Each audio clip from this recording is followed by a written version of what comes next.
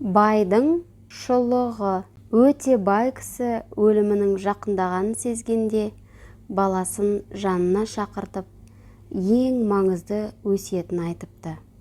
Балам, мені мазарға шұлығыммен көміңдер депті. Баласы түсінбегенімен жарайды деп қабыл етеді. Әкесі қолына тағы бір хат береді.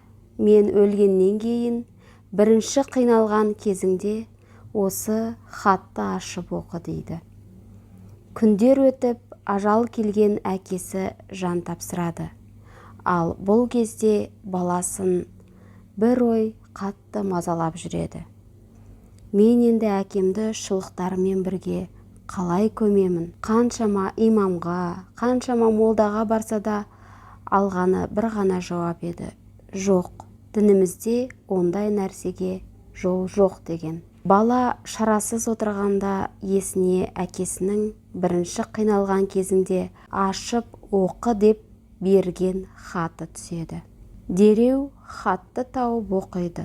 Хатта былай жазылған екен. Балам, байқағаныңдай мен мұнша бай болсам да өзіммен бірге бір шұлықты да алып кете алмадым.